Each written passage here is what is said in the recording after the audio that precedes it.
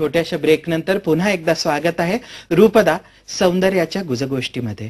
आपण बघत होतो उन्हात गेल्यानंतर त्वचा काळवंटते आणि एखाद्या मासिकात लिहिलेलं असतं की खोबऱ्याच्या तेलामध्ये लिंबाचा रस पिळून चेहऱ्याला लावला की टॅन कमी होतो.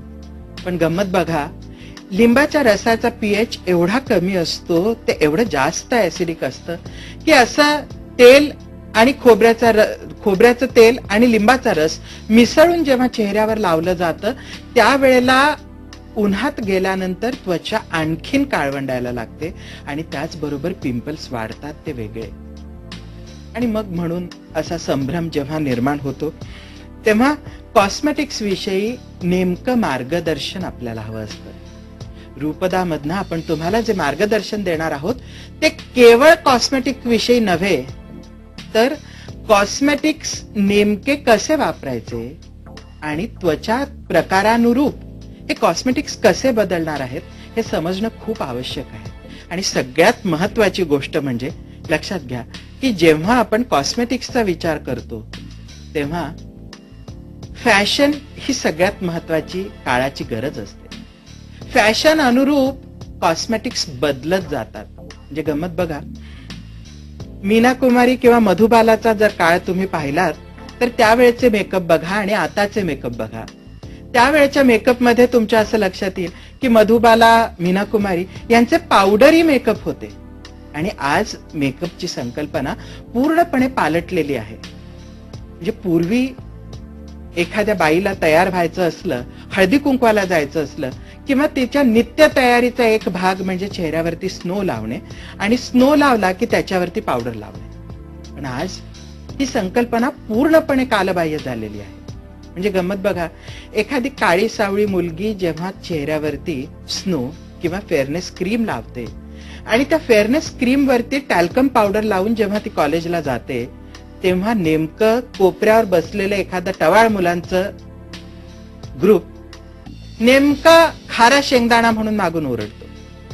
म्हणजे टॅल्कम पावडर लावण्याची जी संकल्पना आहे ही पूर्ण कालबाह्य होत चाललेली आहे. मेकअप आता शायनिंग लुक सहित आलेले आहेत आणि पावडर लावल्यानंतर ते फार विचित्र दिसतं हे आता काळानं मान्य केलेलं आहे. म्हणजे आपल्याला सुंदर दिसायचं आहे, पण सुंदर दिसताना पावडर न वापरता आपल्याला गोरं व्हायचं. असंच केसांच्या बाबतीतही आहे. केस म्हटले की पूर्वीचा काळ आठवा. रोज आई आठवणीनं भरपूर खोबऱ्याचं तेल डोक्याला लावत असे आणि भरपूर खोबऱ्याचं तेल लावून चापून चोपून वेणी घालण्याची पद्धत होती. लांब केसही अर्थातच तेव्हा मेंटेन होत होते. आजच्या मुलींकडे जर तुम्ही पाहिलं तर सगळ्यात पहिले लांब केस हीच एक समस्या आहे आणि त्यात तेल लावलेले केस आजच्या सौंदर्याच्या संकल्पनेला मान्यच नाहीयेत.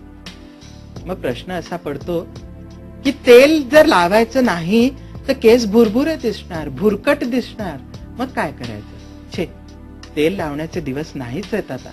आता तेलाऐवजी लिव्ह ऑन कंडिशनर्स आलेली आहेत, सिरम्स आलेली आहेत. तेल न लावता जेव्हा ही सिरम्स लावले जातात तेव्हा केस अतिशय मऊसार, सुंदर, चकचकीत दिसतात. पण त्याच वेळेला केसांमध्ये अजिबात चिकटपणा नसतो. प्रत्येक केस आणि केस मोकळा दिसतो आणि तेवढा सुंदरही दिसतो. आणि मग हे करताना लक्षात घ्यायला हवं की आता तेल लावून बाहेर जाण्याचे दिवस संपलेले आहेत, सिरमचे दिवस यायला लागलेले आहेत. म्हणजे काळानुरूप फॅशन बदलते. फॅशन बदलायला लागली की नेमके कॉस्मेटिक्सही बदलत जातात. आणि म्हणून मी नेहमी म्हणतो की फॅशन ही 3 क वर आधारित असते: कपडे, कुंकू आणि कॉस्मेटिक्स.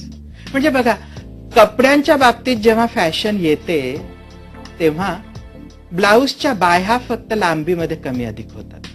कधी 3/4 ची फॅशन येते, कधी त्या बाया अर्ध्या जातात, कधी मेगा स्लीव्ह जातात, कधी काही स्लीवलेस ब्लाउज म्हणजे अगदी हाय फॅशन लोकांची संकल्पना होती. आज विचार केला तर स्लीवलेस ब्लाउज कालबाह्य झालेला आहे. मेगा स्लीव्हची कल्पना गेली आहे आणि छोट्या छोट्या बाह्या यायला लागलेल्या आहेत.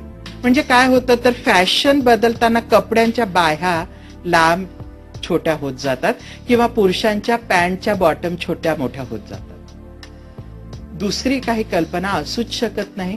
कारण साडी घातली की ब्लाऊज येतच, किंवा शर्ट पॅन्ट म्हटली की फक्त पॅन्टची बॉटम येते.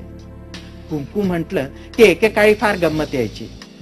कुंकू मधुबालाच्या काळामध्ये कपाळाच्या अगदी मध्ये लावलं जायचं.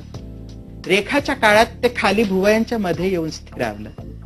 2-3 वर्ष आधी मी नेहमी म्हणत असे की बघा आता हे कुंकू हळूहळू इथे पोचेल, आणि वस्तुतः खरंच आज टिकलीची जागा इथे पोचलेली आहे. म्हणजे बघा काय होतं की कुंकू म्हणा किंवा कपडे म्हणा, त्या फक्त जागा बदलत असतात. पण तसं कॉस्मेटिक्सच्या बाबतीत घडत नाही. कारण कॉस्मेटिक हा फॅशनचा एक अविभाज्य भाग झालेला आहे.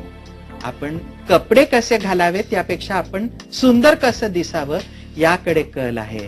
आणि मग नेमकं सुंदर दिसासाठी काय करायचं, यासाठी रूपदा सौंदर्याच्या गुजगोष्टी एका छोट्याशा ब्रेक नंतर